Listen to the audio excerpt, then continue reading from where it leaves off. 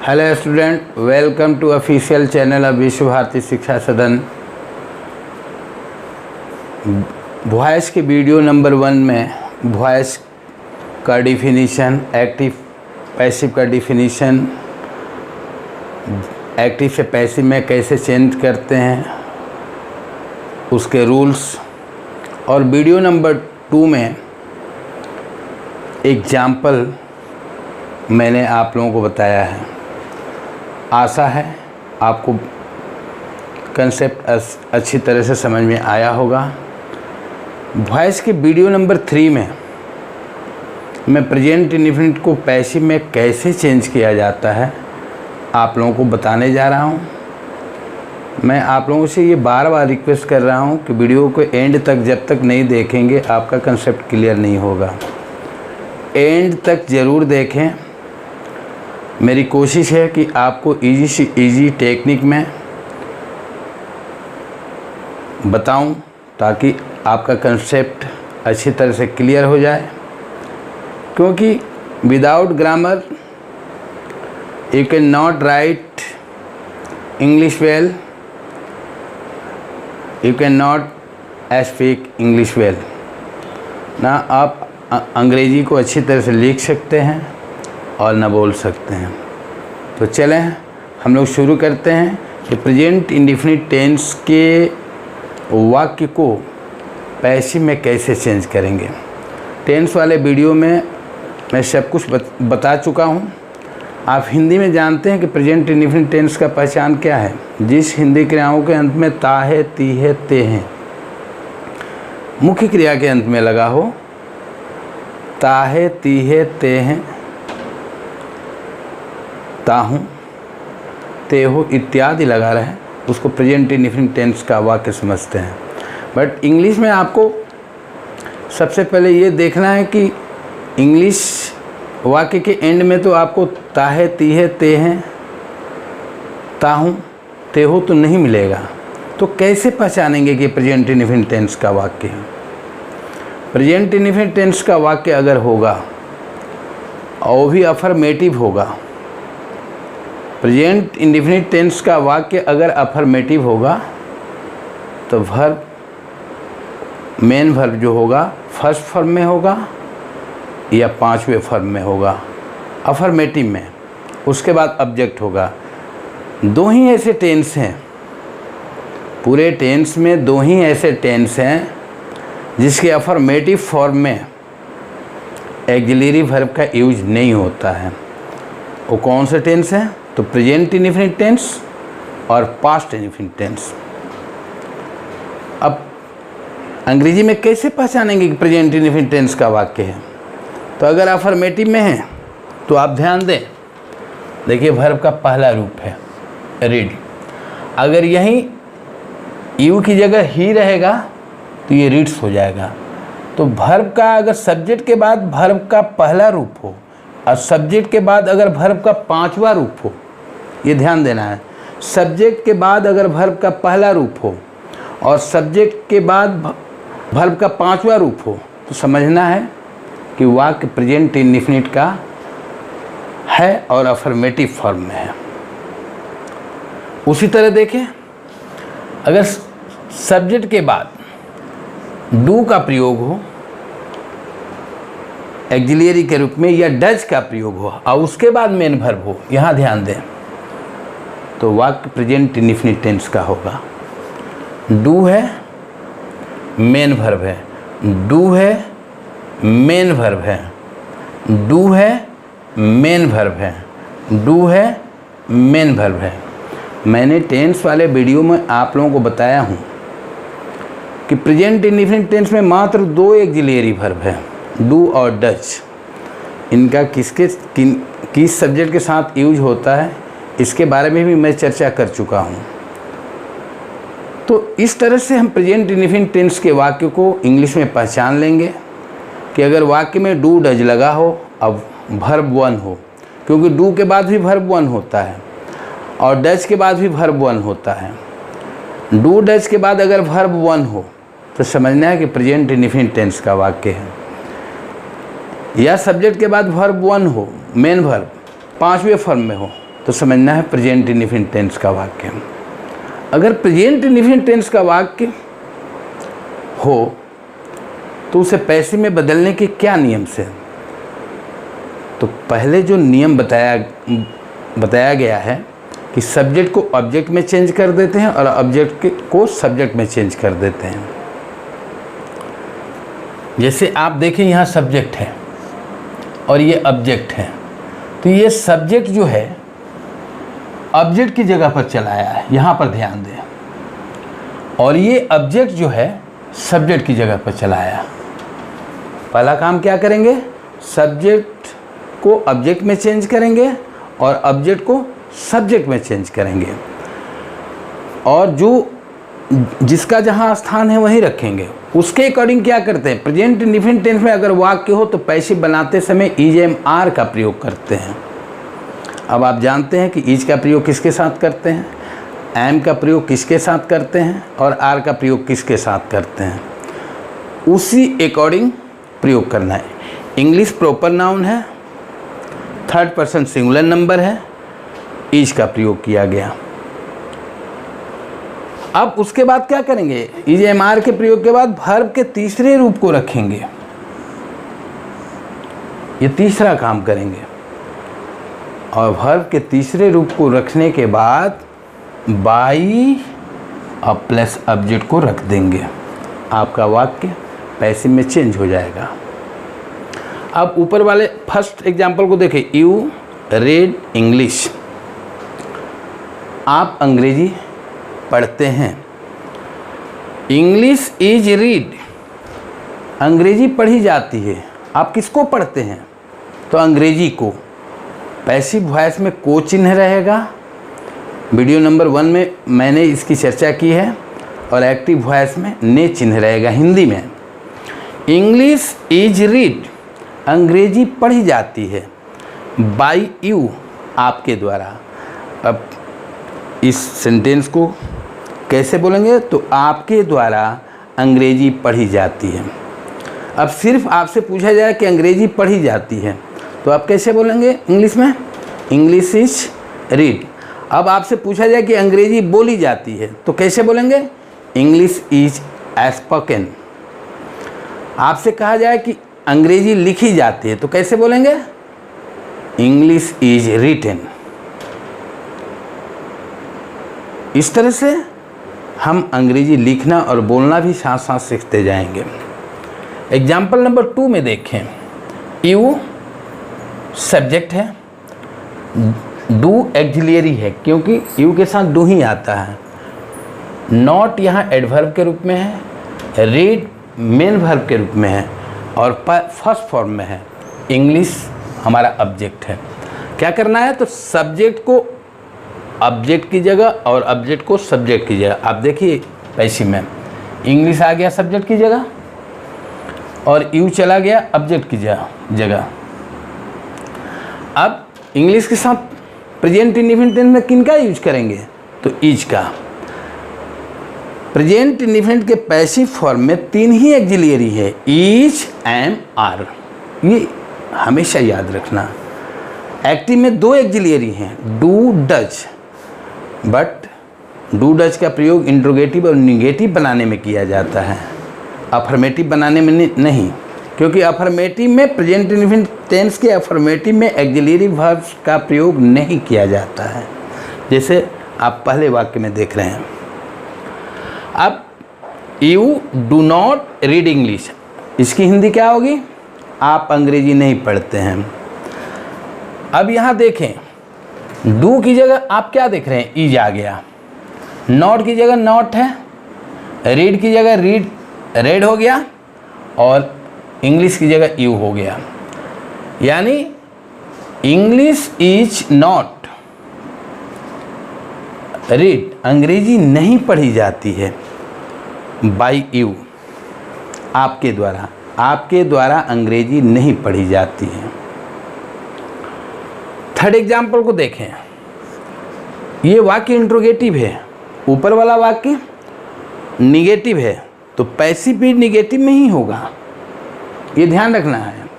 अब यहाँ डू है तो डू की जगह क्या आ गया है? इज। अगर सब्जेक्ट यहाँ वी होगा तो हो जाएगा आर, अगर सब्जेक्ट यहाँ आई होगा तो हो जाएगा एम। यानी टेंस सब्जेक्ट के अकॉर्डिंग, उसके नंबर के अकॉर्डिंग हम इज एम आर का प्रयोग करते हैं। तो वाक्य अगर एक्टिव में निगेटिव है तो पैसिव में भी निगेटिव होगा। ऊपर वाला वाक्य को देखिए, ये अफर्मेटिव है तो पैसिव भी अफर्मेटिव हुआ। अफर्मेटिव यानी स्वीकारात्मक, निगेटिव यानी नकारात्मक। ठीक, तीसरे एग्जाम्पल को देखें। ये येस नो क्वेश्चन है। येस नो क्वेश्चन उसको कहते हैं कि जो वाक्य एक्सिलरी वर्ब से शुरू होता है, सिर्फ एक्सिलरी से, उस वाक्य को येस नो क्वेश्चन कहते हैं। मैंने बताया है कि 24 एक्सिलरी हैं। 24 में ही आपको डू और डज भी आता है। तो यहाँ ये वाक्य डू से शुरू है, उसके बाद सब्जेक्ट है, उसके बाद मेन वर्ब है, उसके बाद ऑब्जेक्ट है। तो जो वाक्य एक्सिलरी से शुरू होगा वो येस नो क्वेश्चन होगा।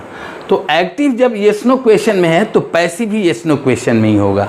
अब इस वाक्य के को देख करके बच्चे कंफ्यूज हो जाते हैं। क्या कंफ्यूज हो जाए कि ये तो येस नो क्वेश्चन है, कैसे पैसिव में बनेगा? आपको कुछ नहीं करना है। जो पहले रूल, यहाँ जो है एक्सिलरी की जगह एक्सिलरी रखना है, एक्सिलरी की जगह एक्सिलरी रखना है। अब सब्जेक्ट जो है ये यहाँ ऑब्जेक्ट आएगा, तो ऑब्जेक्ट इंग्लिश आ गया यहाँ पर। इंग्लिश के बाद मेन वर्ब जहाँ है, देखिए मेन वर्ब है। उसके बाद सब्जेक्ट जो ऑब्जेक्ट में चेंज हो रहा है उसको बाई के बाद रखते हैं। तो देखिए मेन वर्ब के बाद मैंने बाई रखा और बाई के बाद यू को रखा। अब क्या इसकी हिंदी होगी? Do you read English. जो भी वाक्य एक्सिलरी से शुरू होगा उसकी हिंदी क्या होती है? उसकी हिंदी क्या होती है? तो डू यू रीड इंग्लिश, इसकी हिंदी क्या होगी? क्या आप अंग्रेजी पढ़ते हैं? तो पैसिव में देखिए आपका उत्तर क्या होगा? दो ही हो सकता है, हाँ मैं अंग्रेजी पढ़ता हूँ, नहीं मैं अंग्रेजी नहीं पढ़ता हूँ। दो ही तरह के आंसर होंगे, इसलिए इनको यस नो क्वेश्चन कहा जाता है। यस नो क्वेश्चन कैसे शुरू होता है? तो हिंदी में क्या से शुरू होगा और इंग्लिश में एक्सिलरी से शुरू होगा। जो वाक्य हिंदी में क्या से शुरू होता है उसकी इंग्लिश बहुत बच्चे व्हाट लिख देते हैं। नहीं, कभी भी ऐसी गलती नहीं करनी है। जो हिंदी वाक्य क्या से शुरू होगा उस वाक्य के टेंस के अकॉर्डिंग और सब्जेक्ट के अकॉर्डिंग उस क्या की इंग्लिश एक्सिलरी होगा। तो फिर से एक बार रिपीट करना, डू यू रीड इंग्लिश, क्या आप अंग्रेजी पढ़ते हैं? उसी तरह डू की जगह क्या आ गया? ध्यान दें यहाँ ईच, क्योंकि इंग्लिश के लिए ईज ही आएगा, ईच इंग्लिश। अब देखिए डू की जगह ईज है, यू की जगह इंग्लिश आ गया, रीड की जगह रीड है, और यू ये जो ऑब्जेक्ट बनकर गया वो बाई के बाद रख दिया गया। तो ईच इंग्लिश रीड, क्या अंग्रेजी पढ़ी जाती है? बाई यू, आपके द्वारा। हिंदी होगी क्या आपके द्वारा अंग्रेजी पढ़ी जाती है? तो आपका उत्तर क्या होगा? हाँ और ना में। आप एक चीज मार्क करते चलिए, एक्टिव और पैसिव के अर्थ में अंतर नहीं होता है। वॉइस के वीडियो नंबर 1 में मैंने आपको बताया है। अब फोर्थ एग्जाम्पल में चलते हैं। Do you not read English, ये यस नो क्वेश्चन का निगेटिव है। निगेटिव कैसे हुआ? तो सब्जेक्ट के बाद नॉट देख रहे हैं। नॉट यहाँ कोई ज़रूरी नहीं कि नॉट यहाँ रहे, यहाँ भी नॉट हो सकता है बट शॉर्ट फॉर्म में होगा। यहाँ डोंट, कभी भी सब्जेक्ट के पहले नॉट का जो यूज किया जाता है एक्सिलरी के साथ वो शॉर्ट फॉर्म में, फुल फॉर्म में नहीं तो ग्रामेटिकली मिस्टेक माना जाएगा।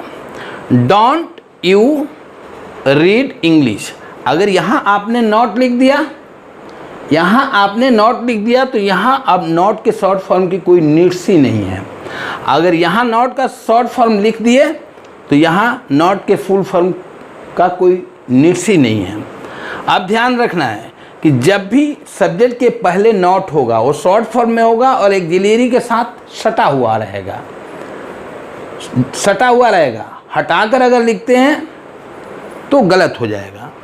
तो do you not read English, इसकी हिंदी होगी क्या आप अंग्रेजी नहीं पढ़ते हैं। अब डू की जगह मैंने क्या किया है, देखिए ईज को रख दिया, यू की जगह क्या रखा, इंग्लिश को रखा, नॉट की जगह नॉट है, रीड की जगह रीड है, और अंत में क्या किया गया, बाई प्लस ऑब्जेक्ट को रख दिया गया। यानी कहने का मतलब यस नो क्वेश्चन का निगेटिव अगर है एक्टिव में, तो पैसिव में भी यस नो क्वेश्चन का निगेटिव ही होगा। यहाँ कंफ्यूज होने वाली कोई बात नहीं है।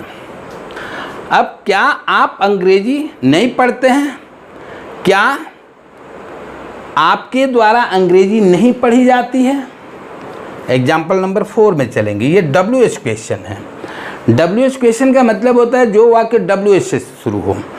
WH का मतलब होता है व्हाट से, वाई से, वेयर से, व्हेन से, हु से, विच से, हुम से, हुश से, ये WH हैं। WH क्वेश्चन को येस नो क्वेश्चन नहीं कहा जाता है, क्योंकि WH क्वेश्चन का जवाब अकॉर्डिंग टू क्वेश्चन दिया जाता है। इसका जवाब आप येस और नो में नहीं दे सकते हैं। WH क्वेश्चन के बाद का पैटर्न क्या होता है, तो WH के बाद एक्सिलरी हो जाता है। यानी इस पैटर्न के पहले अगर एग्जाम्पल नंबर 3 के पैटर्न के पहले अगर WH जोड़ देते हैं, यानी डू के पहले WH जोड़ देते हैं, WH पैटर्न बन जाएगा। इस डू के 4 एग्जाम्पल के पहले, इसके पहले अगर WH जोड़ देते हैं, ये WH का पैटर्न हो जाएगा। देखिए यहाँ पर इसमें डू है तो इसमें भी डू है, इसमें यू है तो इसमें भी यू है, यहाँ रीड है तो यहाँ भी रीड है, यहाँ इंग्लिश है तो यहाँ भी इंग्लिश है। एक्स्ट्रा में क्या जोड़ा गया, तो वाई जोड़ देने से अब ये येस नो क्वेश्चन नहीं रह गया, अब ये WH क्वेश्चन हो गया।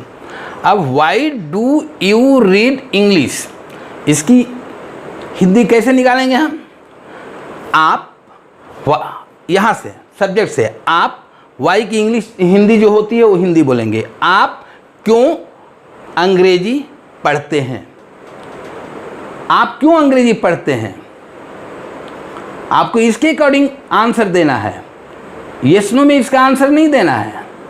येस नो में आंसर देने के लिए पैटर्न नंबर 3 पैटर्न नंबर 4 है, पैटर्न नंबर 5 और 6 नहीं है, ये WH क्वेश्चन का पैटर्न है।